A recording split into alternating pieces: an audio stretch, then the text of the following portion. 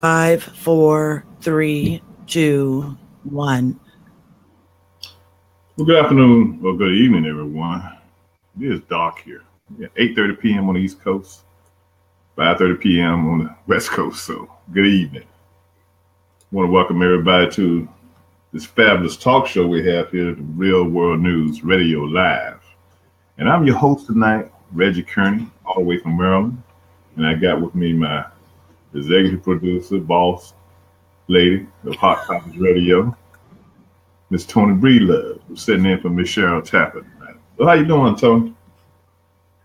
I'm good, but I am no boss. Yeah. I am far from a boss. Right, okay. Whatever you say, you keep things rolling, you know? Oh my gosh. The World News Radio live show, okay? So it's all about you. Right. All about you. I don't think so. It's all about you. It is all about you, Reginald Kearney. Okay, if you say so. But tonight, as we start off the show tonight, we want to look at a topic that's, I think, that's really shows what's going on in this country now. And we want to look at civil rights, try to identify what the civil rights movement is at this time. Has it disappeared or has there been a shift in it? You know, when you look at everything that's going on in this country now, I mean, it used to be once upon a time in the United States, when it came to civil rights, you would always hear the leaders speaking out concerning different issues that were taking place at the time. Now, with the guy being in office right now, there has been, say, in my opinion, a lukewarm agitation of him from our civil rights leaders, okay, quote unquote, so-called civil rights leader. The only one I've seen out there on a constant is Reverend Barber. And he's been out there on the battlefield fighting hard for different issues throughout the country, and especially when it comes to the politics of the Republicans in North Carolina. But one of the things, we're not seeing is where are the older stalwarts of the civil rights movement, Jesse Jackson, Al Sharpton, all those guys. You're not even hearing anything from, Black Lives Matter movement anymore. It seems like when you get momentum, when there's a shift, the momentum slows down, and it seems like everything stops. That's just my thoughts. What are your thoughts, Toni? I have the same thoughts, because I was thinking about not just even with the civil rights movement, as we have gotten further and further into, say, the investigation of Donald Trump and his presidency, and whether or not there was collusion and all these different issues that is going on with that administration, there has been actually a mute button that has been pushed, not just on civil rights, but even with the number of people who are gunned down in the streets. I mean, all of that shows hand in hand, as far as I'm concerned. But there is this lukewarm kind of attitude when it comes to where are we right now with the issues that had been on the table for so long. And all of a sudden now we've got this guy in office, and that is the main topic of every subject that people are speaking on. I feel the same way. Our leaders that we had known, such as the Jesse Jacksons, the Al Sharptons, even Cornel West, him being a professor of a university, still had a strong opinion as to what was going on when it came to civil rights. We haven't even heard from Cornel West. We haven't heard from Tavis Smiley. We haven't heard from Michael Eric Dyson. We haven't heard from anyone. And I don't know if it's just me and you, but I haven't heard anything. So it is a lukewarm kind of situation right about now. Right. You see the guys out promoting their books and everything, but you don't see them on the airwaves, And I know that, Michael, he does, I haven't followed him in a while. I know from time to time he is a contributor on MSNBC. Al Sharpton, Reverend Al, he still has his show on Sunday mornings at 8 o'clock. Cornell Yeah. West, and great agitator. Haven't heard from him. I think Travis Smiley still has his show on PBS. So they're out there, but they're not pounding the pavement. I mean, Well, when you say pounding the pavement, they're not making their rounds when it comes to mainstream network television or network news outlets. However, when we were at the end of the presidency of Barack Obama, and even the end of Bush, when Barack Obama was going to take office, you had this litany of Black quote unquote leaders who were making their way in mainstream news, in the news outlets. But now we don't hear from them. but do you think that's by design? Okay, you have a conservative, very conservative group of people in office now. Do you think the networks have done that by design and limiting the voices of the civil rights leaders at this time? You know what? I think that it could be. It could be that, or, it could be that maybe they don't want to get too far involved with what's going on with this Trump administration. A lot of people, even the right base, even some of the people that we have that are sitting in Congress, you don't see the people that are the most known who are making comments on mainstream media. You see those that we have never even heard from or heard about. Every day it's a new name that we see that is part of Congress or part of the Senate that is making statements on mainstream media. We don't see those who we know by face and by name, who have made a name for themselves already before even Trump got into office. Right. And I don't know if it's by design. It could be. Mm-hmm. It could be. But what would be the purpose of it being by design that we don't hear from those who are the major hitters? Well, for the network, it could be by design because they want to play to the conservative base. If you remember MSNBC, when they moved Al Sharpton out of his spot, bought on Greta to take that spot. And what she lasted? Maybe 6 months, if she lasted that long. 6 months. Yeah, and the audience wasn't there. They brought her in from Fox News, and I think at that time they were trying to plant that base and bring more conservative viewers to the MSNBC. So she didn't work out. I think when they got Megyn Kelly, I believe her name is, on NBC with a magazine format talk show that comes on every morning, Monday through Friday. So they are trying to lean towards the right to a certain extent to keep that audience coming, and not allow Fox to overpower the media with their fake news. So they are trying to bring in some conservative viewers and stuff. I mean, even some of the Fox viewers said that they fought aggression to MSNBC because of the fact that the fans of her when she was at Fox News. So you still, I think the media plays a big role in it. Now you have in your print, you have your liberal newspapers like the Washington Post, a couple other newspapers that are very strong at voicing their opinion on the liberal side, because Trump gets very agitated by them. And I always calling them as, calling the papers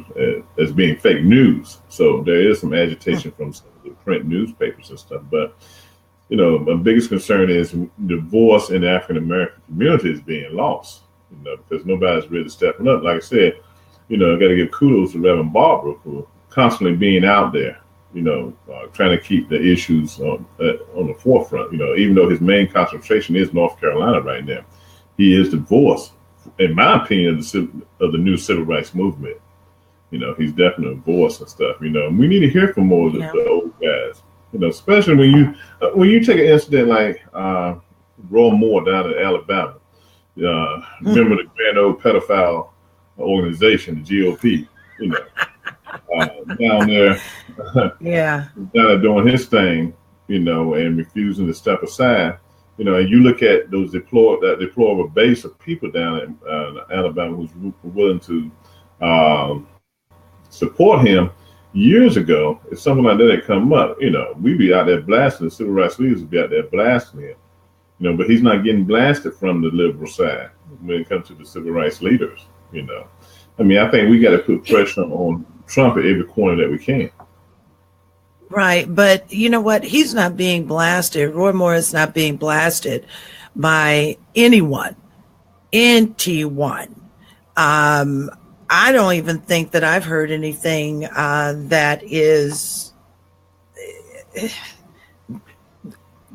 going against what he's saying on the left. Mm-hmm. We talk about the right all the time, but where's the left in this issue? I haven't heard anybody say anything, you know, about Moore at all in this pedophile little story that he's got going on.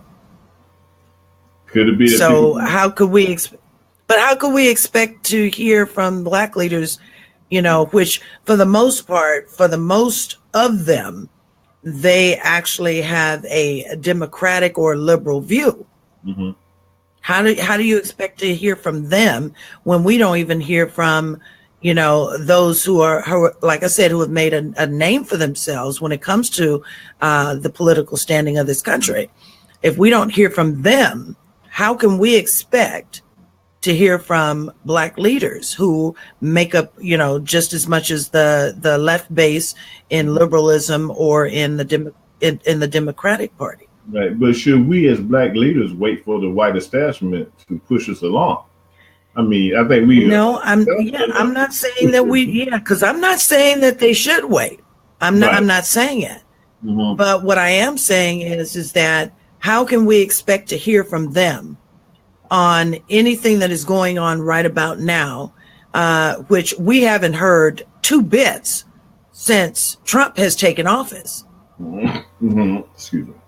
The only thing that we've heard about or heard from, I should say, is when there was this, you know, I'm not going to say an influx of blacks being killed in the streets by law enforcement, but when it became something that was really, really relevant and really, really put out there in mainstream media.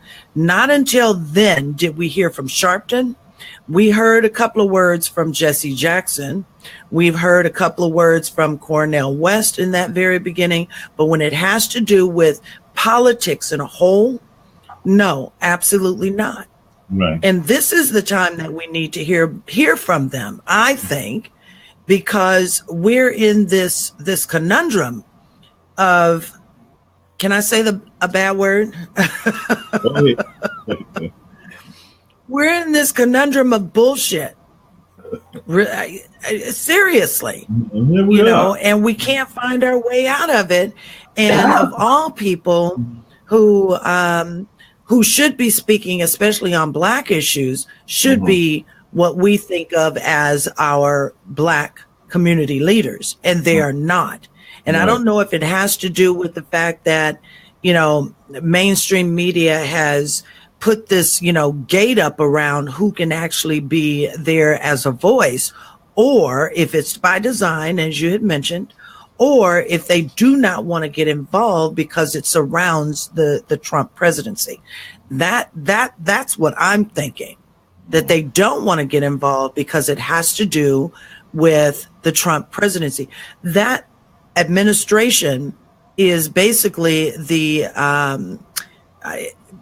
it's the crux of everything that is going on right now.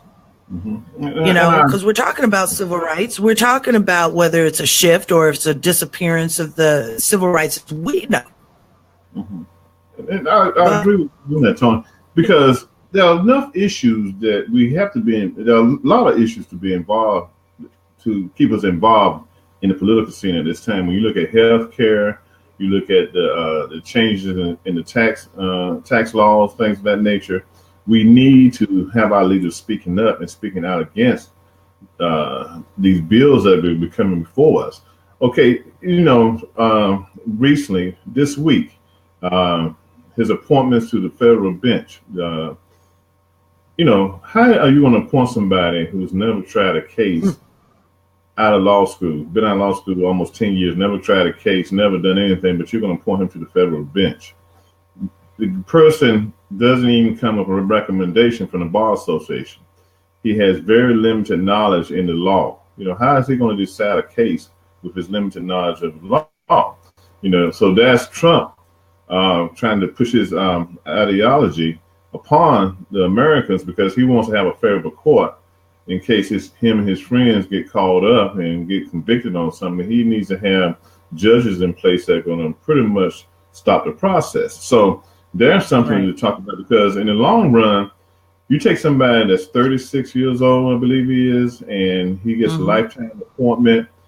Look how long he's going to be, you know, in office. I mean, if he lives to be 86, that's 50 years in office, okay? Absolutely.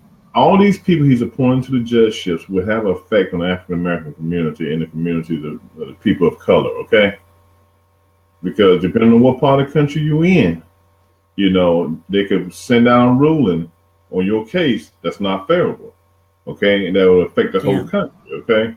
You know, he would love to get rid of the federal judges in Hawaii, because those are the ones that are giving him the runaround right now, especially when it comes to his immigration laws. You know, so he would love to, his travel ban, he would love to get rid of the Hawaii. And he can, and see, the problem about what people don't understand, he has the ability to consolidate the districts, okay, and make changes. You know, would it be good for him to make those changes? No, it wouldn't, because moderates in Congress, Republicans who wouldn't go for that change. And he's thought about that. He's even stated that it might be time for him to make some changes in the court system in order to get favorable rulings for himself, you know, by consolidating the districts and removing some judges, you know. And one other point, I'm gonna let you jump in. He's interviewing U.S. attorneys, especially in the state of New York and for Washington, D.C., because he wants attorney generals in office on a local level that are going to look out for him and his friends. Because Mueller is being smart. Instead of continuing to deal with these cases on a federal level, he's taking them to the state courts. That way, Trump can't pardon anyone. Okay? Right. That's why I say it's enough for the rights leaders to be out there fussing about it, because all this affects us in the long run.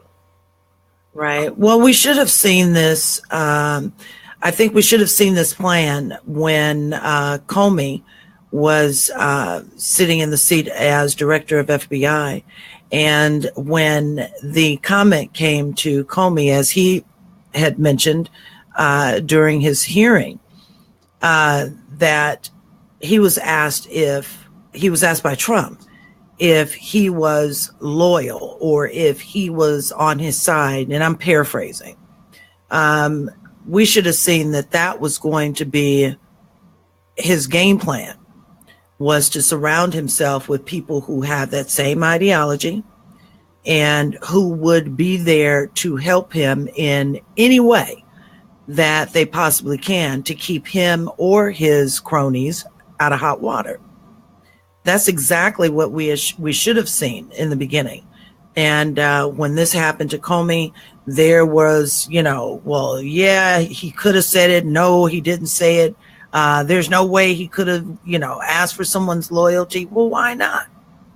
We're not talking about a politician who knows the ins and outs of running an office. We're not talking about this. We're talking about someone who is used to being on a television show and running beauty pageants. He has no way of knowing the rights and the wrongs or the moral ethics and fortitude that he has to have as a politician. We should have known that from the very beginning, because anybody who puts in his cabinet people who have no experience whatsoever to help him instead of hinder him when it comes to politics, but help him in other ways, in helping him support whatever, bullshit ways he has about changing the laws and enacting bills and signing executive orders and getting people out of jail and out of hot water, away from court cases and things. He puts people in office right in the beginning who are there to support him personally. It had nothing to do with politics. He's got his family there. Why? None of them know anything about politics. If he was smart, if this was a smart man, and it was somebody that had true intentions, his family probably would not have been a part of his cabinet or administration. What's his name? Bannon. He wouldn't have been a part of his cabinet or administration.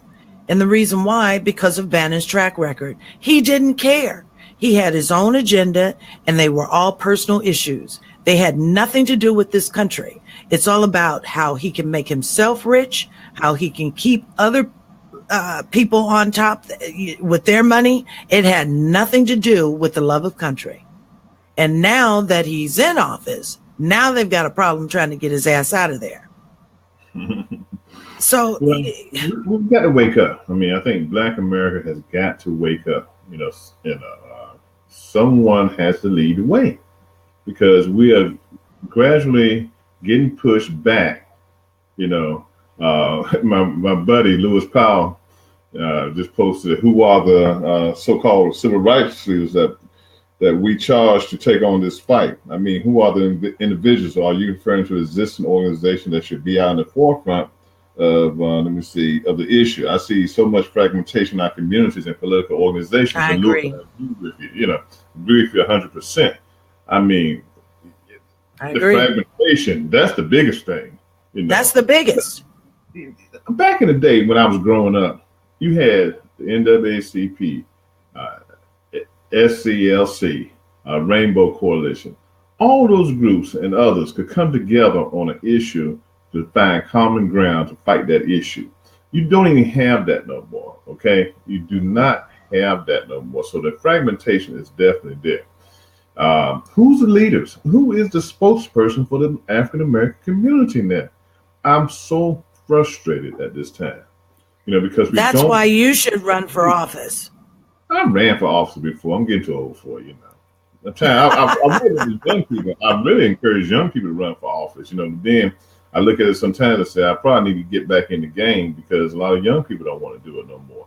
But we need that voice out there. We need a voice that's antagonizing the Trump administration on a daily basis. And that's what these guys used to do at one time. Every day you look on the national news, one of them was on there antagonizing someone. They spent more time antagonizing Obama than they're taking the time to antagonize Trump at the time. But still, bringing him up. Yeah, so that'll never go away. No, it won't. So I mean, we've got real issues in the African American community because there's a leadership vacuum, and the Republicans know that.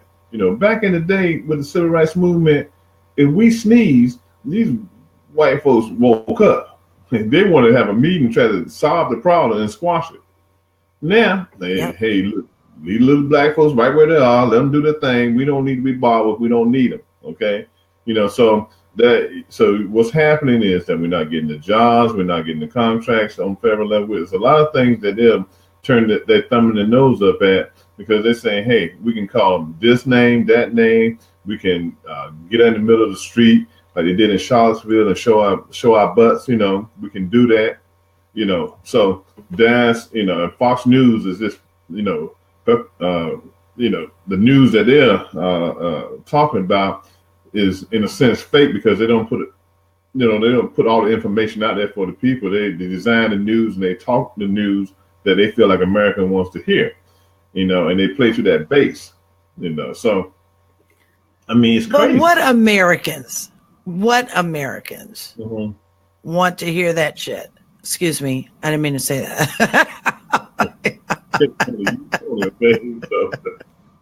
Okay, when you say what Americans want to hear that, were you talking about the Fox News network? They got a nice following. I mean, it's a lot of people out there who only listen to Fox News. They believe it. I was in the gym Saturday morning, I believe, one morning last week. It might be Saturday morning. I was, they have all the channels on there, and I basically listen to music. And I was listening to the token brother on the Fox News Saturday morning show. He's just sitting there, this is grinning. They ain't said a word. I couldn't see his lips move on nothing.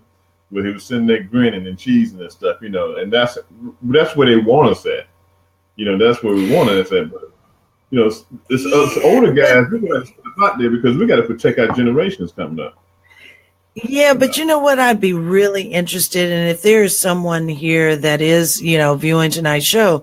I'm actually, I would really love to hear from a African American Republican as to what they feel is going on right now, is what they thought was going to happen. Yeah. I think that a lot of us know, we feel that we knew what was going to happen. Yeah. But what keeps Black conservatives where they are right now? What are they thinking? They're not thinking. You look, I watch Roland Martin. The mornings that I'm running, don't have to be in the work early. I watch Roland Martin show. And he has these Republicans on there. I don't know where he gets them from. They're from the D.C. area. Oh, Lord, I pity them. I just feel so sorry for them because they're so lost. But they love Trump. They think Trump walks on water. They think he's the second coming of Jesus. And that's that. And that's what the problem is. That's the problem. And they pick and choose their battles. And there's some things they say, well, we don't agree with Trump on, but other than that, you got to realize he's not a politician, blah, blah, blah, blah, blah. But they just love him.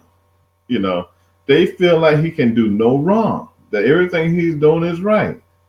I look at this guy they had on there this morning. I mean, he just really irritated me. I had to tweet Roland Martin and say, man, where do you find these Republicans? I know you're trying to have a, open forum. You want to include everyone, but sometimes you just got to leave them out. Don't even bring them in. Yeah, like you say, choose your battles. Choose your battles, because I hear some of them, and I just want to reach through the TV and just pull one through and choke the shit out of them. I swear. And I'm like, really? Are you kidding me? Yeah, and I know he wants to have balanced reporting and balanced opinions, but gosh, some of their opinions, and look, everybody has a choice of what party they want to be in. I think for the most part, African Americans to a certain extent, we're getting screwed by the Democratic Party. Okay, when you look at the Virginia vote last week, when they broke down the Virginia vote, over 86% of the African Americans voted for Northam. Okay, then the next breakdown, he received most of the votes. He had on the women's side, it was even split, but he had a lot of votes. His majority of the Black women voted for him. Okay, the majority of white women voted for him, but when it came down to white men, there was like 33% white voted for him and 60-some% whites voted for the Republican. So there is a disconnect. But the point I'm trying to make is we constantly carry the Democratic Party, okay? The African American community does. If African Americans hadn't got out and voted last week in Virginia, Northam would not have won, okay? So, but the Democratic Party still takes advantage of us and say, okay, look, we know African Americans are going to vote for us, so that's one vote we don't have to worry about. But they don't do anything in our community to cultivate our community, to help us grow in our community and help us with issues that we need help with. But come election time, they're right there knocking on our But you know what? But you know what, though, Reg? I think that the next election is when they are really going to start sweating bullets. And the reason why is the Republicans, the Democratic Party. I believe the DNC is going to start sweating bullets. And the reason why is because more and more people are now seeing that they aren't doing anything. They are not a voice of the people as they promised to be. They aren't fighting for some of the bills that shouldn't be in place. They aren't making any noise. And that's what we want them to do. But see, now you've got more, especially more blacks who are now turning to becoming liberals or becoming independents, because now they're saying, well, hell, why should I support either party? Because both of them are screwed up. So come now, you can mark my word, come the next election, that is when you're going to see the Democrats out there, you know, showing their asses, you know, trying to make sure that they get the black vote. Because I do believe, honestly, in my own heart, that at this point in time, they know that they don't have the black vote anymore. And the RNC definitely knows that they don't have it. Right. So whoever decides to run independent, they know that now this is where the black vote will go. Now, when you look at the millennials, they aren't beholden to a party anymore, okay? And that's one of the discussions they had on Roland Martin show last week, on one of the shows I watched, and when they were talking about politics right after the Virginia election. They stated that the millennials is where they're going to have to make some inroads with, because they are not beholden to any party. So you're right, they are. They're not. You know, and what Perez did with the DNC, he went in a couple of weeks ago and dismissed all of the Bernie Sanders people off of the National Committee, the Democratic National Committee. You know, after they had come to an agreement that they would be part of the planning in the future going forward, the progressives got pushed aside. You know, and so, you know, until the Democratic Party can build the trust of the young people, especially the Bernie Sanders young people, there are going to be problems with it. The Democrats going to have problems, okay? But, you know, they can't keep running into the African-American community year after year after year, depending on our vote. They got to give us something, okay? You know, they got to. That's the whole point. They're not giving us anything. They're not giving us anything. They are not standing up for what they have promised to stand up for. They are not standing up for what they have, they said that they represent. They said that they represent the people in a whole, you know, no matter what color you are, no matter what, but they go for the underdog. They root for that underdog. However, we haven't seen that. We haven't seen that, in how many years? How many years? The only reason why the Democrats got the black vote in 2008 and to get Barack Obama in office is because he was a black man, and they wanted to see change. People thought that was what he was going to do. Well, he did what he could, but he had his hands tied behind his back by Congress. So that was the time when we thought, okay, the Democratic Party would be a party that is going to be supportive of the issues that are directly related to the communities worldwide. That's not happening. And it never was. My buddy Lewis Powell just posted, he said, during the civil rights era, black folks, or should people of color, were all riding in the same sinking ship. Like he said, we were all drowning. The economic status of our community has been weakened ironically due to the advancement we made in social economic status. And that's very true, because I think a lot of us feel that because we can live in any neighborhood and drive Bentleys now, that there's no issue to fight anymore. And he said, what I'm saying is those black folks who made out of the depths of poverty aren't willing to risk losing any gains they have made, so they stay quiet. And that is a Lewis. You know what? That's a great point. Lewis is on it. Yeah, he's on it. He's on it because Lewis is on it. That Bentley, okay? We don't want them to come repossess that Bentley and put us out these neighborhoods. And then he goes on to saying is that, in my humble opinion, the disconnect we see in the contemporary black society is a direct result of the conditional/mental enslavement. Hey, I would even say that we/black folks are properly suffering from PTSD, tongue in cheek. He did a little bit. He's so right. I mean, he's hitting the Lewis is on it. He hit that nail on the head. As a guest commentator one week. You know what? I'm going to ask Lewis, does he have a camera that is ready for him to get on? Because I have already posted where people can actually comment live on camera. Yeah. So if Lewis, if your camera's ready, babe, come on, get on. But he was just making some good points.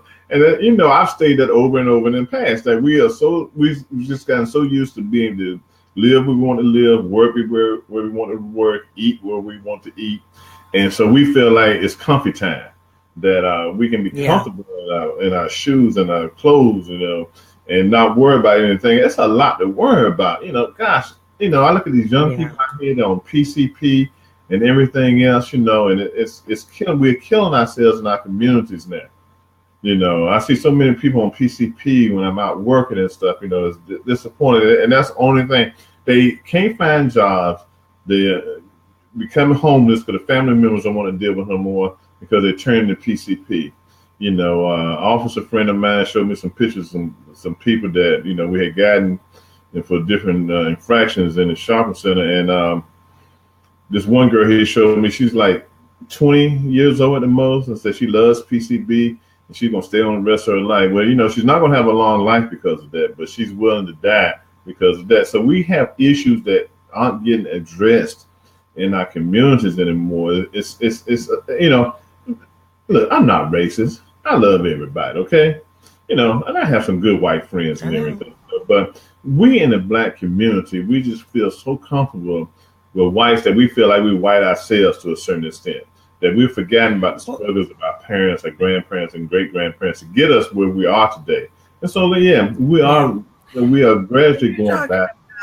Yeah, but now you're talking about, when we talk about the economic standing of African Americans, Blacks in their own communities, you're talking about people who who hear people or us or you or anyone say, get involved. And like Lewis was saying, put your Bentley at risk. Okay. So you've got more people now who are suffering from self-preservation than anything. And they're not willing to put anything at risk. And self-preservation right now is why we're in this huge mess. That's why we're in this mess, because nobody knows how to anymore. I don't think people really understand what the basis of community means anymore, because it's not about community. People are, what, I got mine, you get yours. That's where people are right now. But see, when I was growing up, we had our own community. Okay. And I think that's the difference then, because we can live where we want to live at now. Okay. And we don't have to worry about the clan riding by, spray painting our house and telling us to get out the neighborhood. And I think that's why we become so complacent, because down south, we had our own neighborhoods. And when I go home now, we still have our own neighborhoods. If we go through a lot of small towns in the south, those neighborhoods are still there, And when we looked out for each other, we helped each other out. We fed each other. We watched, if I got in trouble down the street, if I could even get home, my parents already knew about it, So things have changed. We have lost that sense of family in the community. We don't have to be blood relatives. We need to look out for each other. We're not doing that no more. We feel comfortable because we can run for elected office now and, hold office now. And so we really think we've come, things have changed, and we've lost focus. But how far we really are and don't even realize it. I don't care what kind of car you got sitting in your driveway. I don't know how people can be so comfortable when the world around them, especially the Black world around them, are being burned down. And I'm not saying literally, like you see in riots, but piece by piece, we are disappearing as a people. Piece by piece. And a lot of people, I really don't believe I don't think they understand the word community, or they really don't give a shit anymore. And it's because they've got theirs. Don't bother them. Let me be. I got my Bentley. I own a business. I get my tax, I get my tax breaks. So long as Trump says I'm gonna get a tax break, I'm good. They don't give a shit unless it's in their own backyard, and those crazy ass laws that we have in place don't protect you because you're black. Yeah. That's the only time they see it. And that's why the owners of sports franchises are having such a fit now, because the master can't keep his boys in place no more. Okay, I'm paying these boys $1 million a year, to play basketball and football, and then they want to get out of place and tell me how I should run my business. Okay, if they talking about Black Lives Matter and how many people getting shot by the police, they don't need to be talking about that. They need to be coming in doing what they're supposed to do and what I'm paying them for, and that's what's frustrating because of these Republican sports franchise owners. They're getting hot and bothered. And that's another problem I have too. Okay, look, I want my boys to make some money. Okay, I don't have no problem with that, but you got to use your platform. Okay, so after your 4-year contract, you might be in and out because of the simple fact you spoke up, but you got to speak up. You really, really got to speak up. Because these owners are getting rich off the backs of our young black men, athletes and stuff. And Kaepernick, I know there's been some collusion. Okay, it's hard to prove, but he's been blackballed by the owners of the NFL for taking a stance. Yeah. You're right. GQ got it right, making him Citizen of the Year. Okay. They got it right. Even though some white folks don't like it, they got it right. Yeah. Right. Yeah. I agree. I totally agree. Totally agree. While we're taking this break, let me mention our sponsors, if you don't mind, Mr. Kearney. The Real World News Radio and the Hot Topics Talk Radio Network is sponsored by Shades of Africa in 2 locations in the city of Corona and in the city of Long Beach. Also sponsored by Urban Sentinel, and that is run by our very own handsome Reggie Kearney. All right, do that thing, do that thing, do that thing. Also sponsored by SPMG Media. Thank you, Miss Gina Smith, for your continued support. She happens to also be the publicist for the network. And also thank you to Miss Jamie E. of the Ninth Island Cultural Club of Las Vegas. For more information regarding our sponsors, head on over to our website at hottopictalkradio.com/sponsors. And you can find out a whole lot more, even stuff that has to do with our hosts on all of our shows, as well as some of the resources that are there for you in case you've got issues with, say you want to see a therapist. You can see a therapist. We got numbers for that. Organizations that help men and women with domestic violence, drug addiction hotlines. We got all kind of stuff there. So head on over to the website and support the efforts of the Hot Topics Talk Radio network. And the website again is hottopictalkradio.com. So, okay, I'm done. So, man, you asked me why I don't get back in politics. Now, I am getting back into politics to a certain extent. What I'm doing now, I'm in the process of developing a magazine, a political magazine, Really? To discuss politics, called Urban Sentinel. This will be a political only magazine, and I'm gonna set up probably a page on my website to deal with that. And what I want to do is try to influence the local elections where I am. Have input on the national elections and state elections at the same time, because when you look at the number of political magazines that are out right now nationwide, they're basically conservative right-wing magazines like the Economist and a couple other ones that really don't focus on the needs of the African-American community. And I think that's one way you can affect some change by putting stuff in print. But at the same time, I realize we don't read like we need to read. And I'm hoping I can have some influence that way, because, a lot of people, even in my area, want me to support them. And I really don't, because like I told them, I said, sooner or later, I'm going to come out and blast all of y'all. So I don't want nobody to get mad saying, well, he used to be my friend when I started blasting on you. And I do have plans to blast on some of the individuals that are running for office right now. So and that's one of the ways, I try to maintain my part of being in, being able to influence politics, focus more on it and stuff, but somebody's got to step up for, and be the voice of the community again. We need. Yeah, I agree. All communities need that. I'm pretty sure. I totally agree. What's the tone of politics in Las Vegas? What's like out there? You know what? Nevada is a conservative state. So, you know, it's really, really difficult because I've gone to a few of the council meetings, you know, because they open up some of the city council meetings. And it's just a weird tone. You know, you've got a lot of people here who, I don't know how to explain it. You got a lot of people here that don't necessarily live by the creed of the Conservative Party, or they don't necessarily believe in the creed of the Conservative Party and what they stand for, but yet it's a red state. It's the weirdest thing. I don't know if that explains it, if I'm making sense. But for the most part, you've got people here who have liberal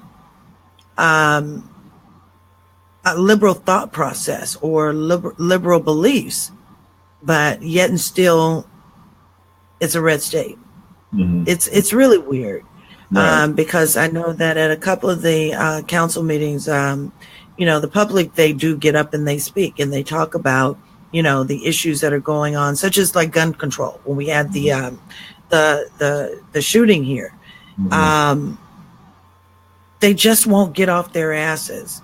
You know, it's almost like it's that tone of nepotism with the people who hold office here, because everybody knows somebody, and the only reason why they're in office is because they know somebody. It's weird. It's really, really weird. And the last two that like I said, that I attended, I was going to get up there, you know, Black Power, you know, I got my big hair, but then I thought, hang on, there's a tree parked out there where I'm next to that park too. So I better not raise no feathers out here. But it was just that I wanted to go and get a sense and a tone for the community in which I live. And the strangest part is that I was the only Black woman in the room. And both of those meetings, I think, consisted of maybe about 100 people, almost 150 people. That's not a lot. And yeah, exactly. So like I said, it's a weird tone. It's really a weird tone. And, but it's not going to stop me from doing what I do. It's not going to stop me from raising my voice. A lot of people here now know what I do. So they listen into the shows, they follow me, and it doesn't stop me from saying what I need to say, because eventually it's going to hit home with someone. And I would love for them to approach me on some of the issues that I think that are important, especially for the Black community. So I'm just waiting. I'm waiting because I'm going to let them have it. And by then I'll be in my red, black, and green. That's cool with me. But I think it's going to take shows like this show and other shows throughout the country, you know, along with Roland Martin, to keep the flames burning. You know, I mean, we've got to be a voice, and hopefully, you know, going into 2018, that we can build numbers and, you know, can spread the word about this show, get guests on the show, and really start a dialogue that resonates throughout the country, you know. Right. And that's why, you know, I really wanted to push, you know, us going to Facebook Live, let people see who they're actually listening to. Also going weekly, you know, with the format, you know, who knows, down towards the end of the year, next year we might go to 2 hours instead of 1 hour. You know, we just don't know, you know, but I think our duty as members of the media to be out and trying to keep the flames burning and not let the flames die. You know, because if we do, you know, don't do our little part and the flames die, we're going to be in trouble, and we're born that way. You know, because I mean, I love Roland Martin. He can't do it all himself. You know, he cannot. No, he can't. No, he can't. And you know what? And I can say this, and I am so very proud of what he's doing, because you find him on not just Facebook Live, but he's on Periscope. Periscope. Yeah. He's on a number of different social media sites. Instagram. And, he stays out He's there. everywhere. He's out there. He's out there. So Yeah. I'm very proud of what he's doing. And I would even consider him as one of our Black leaders, because he's the one that is actually out there. He's making some noise, and he's standing his ground for his beliefs, and continuing to work hard and to stand for the beliefs of the Blacks and the Black community, So very proud of who we have in him. Right. He is basically a leader, because there's not many of them out there.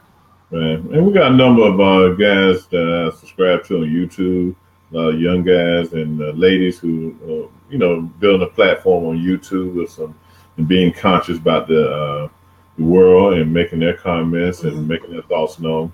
And I think we just need to keep pushing that and pushing that agenda, trying to keep, being that voice. We got to be the voice. Yeah, we have to be. We have to be. I'm just, I'm like over the moon with Lewis Powell's comments.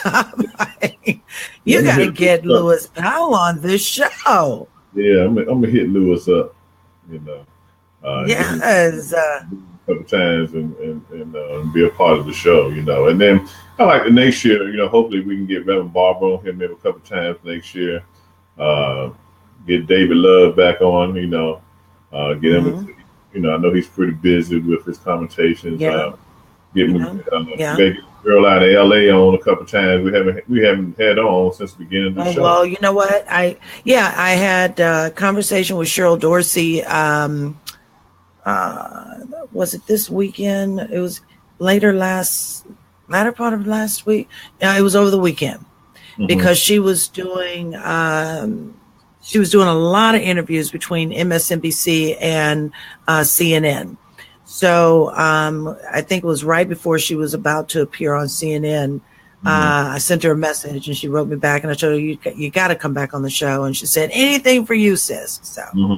So we'll get her back on, and we're going to start the year out with bringing some of these political leaders and, those who are making a difference in the community, bring them on. Right. It's important. That people know that they are approachable, because we see them just on the big networks, and we don't necessarily see them always on networks, that are just internet based, such as this one. I think it's important that people understand that these people are approachable, and they want to get the word out, not just to mainstream media, but also to internet media. So, this is basically have been the wave of future, going internet, which means you can go worldwide. So we're just as big and just as popular and getting out there, just like the CNNs and the MSNBCs. So we'll get those people on the shows. Sure. So we definitely got to go to, we want to broaden our horizon for our listeners and give our listeners what they want. And then I encourage our listeners to go to our Facebook page, Real World News Facebook page, and leave your comments, and also any suggestions for future shows. And even if you let us know if you want to be a co-host to bring that topic to fruition. We'd be glad to open up. Hey, it takes a lot to go for a whole hour talking, right, Toni?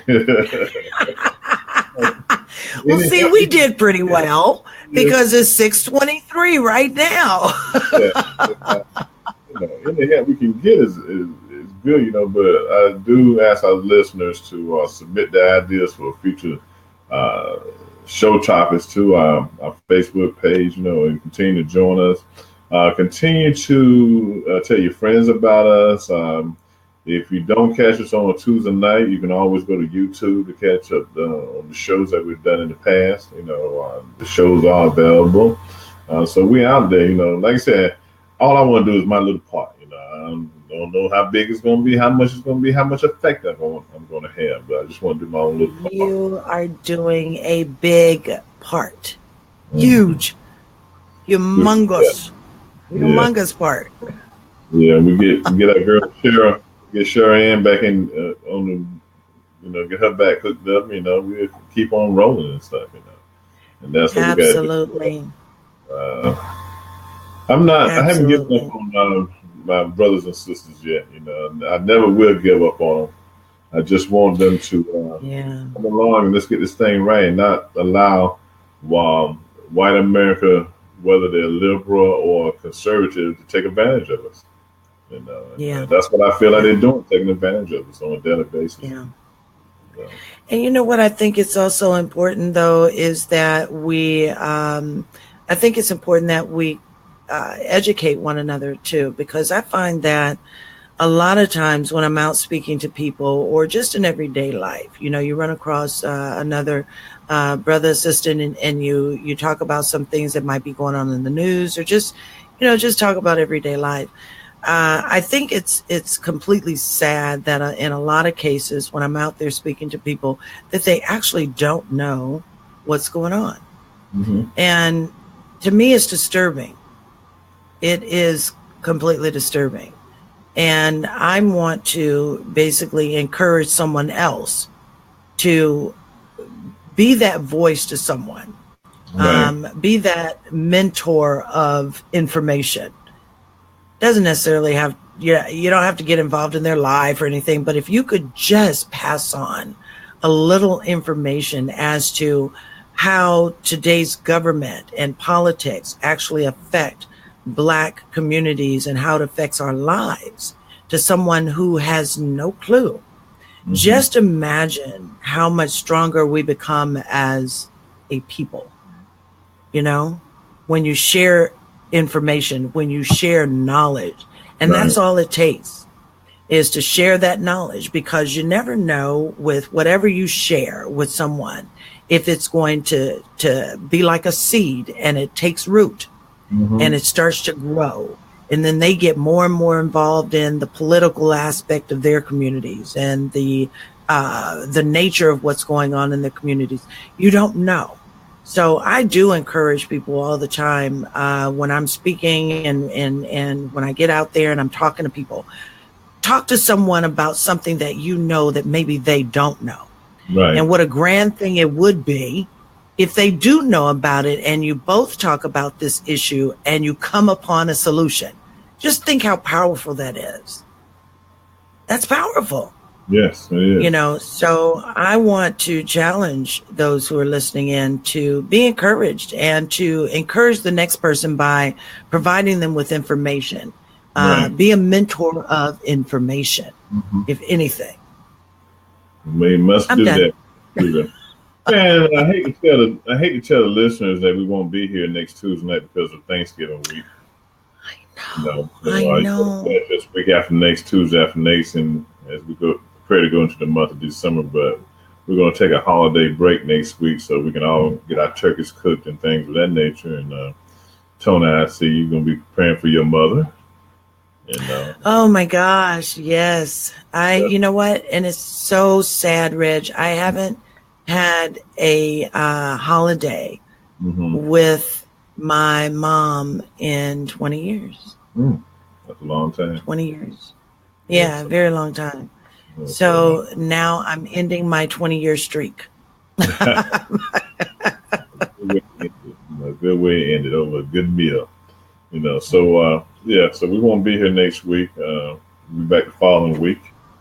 And it's almost time to get out of here, and I just want to let everybody know, wishing safe and happy Thanksgiving. Remember to count your blessings and have an attitude of gratitude and thank your God, whoever you worship, for everything they've blessed you with so far in 2017. So, Toni, I'm going to let you close us out. What? Speechless now. All right. So I was actually trying to load your banner, and it kind of slows my camera down. But you've been listening to Real World News Radio with Reggie Kearney and me, Toni Breedlove of Hot Topics Talk Radio, filling in for Chara Ann Tappin. Make sure that you follow Real World News Radio here on Facebook. Facebook Live every Tuesday night at, what time are you on? 5:30. p.m. Pacific, 7:30 p.m. Central, and 8:30 on the East Coast. Make sure that you also visit Real World News Radio by going to hottopicstalkradio.com/Real World News. Again, thank you so much for your continued support. We thank our sponsors, Shades of Africa, and they're in 2 locations in the city of Corona and in the city of Long Beach. Also, SPMG Media. Thank you, Miss Gina Smith, for all of your continued support. Also, Miss Jamie E. of Ninth Island Cultural Club of Las Vegas. And surely not last, and surely not least, Mr. Reggie Kearney of Urban Sentinel. So, again, make sure that you follow them right here on Facebook under Real World News Radio. Tonight, we are saying our goodbyes, but we're not saying goodbye forever. We will be off, like Reggie said, for next week, and we'll be back at you. What is that next week? The week of the 27th. So it'll be the 28th. So they'll be back here on the 28th, and hopefully we'll get Chara Ann on camera for you so I don't have to do this. They're being nice when they say they want me to fill in.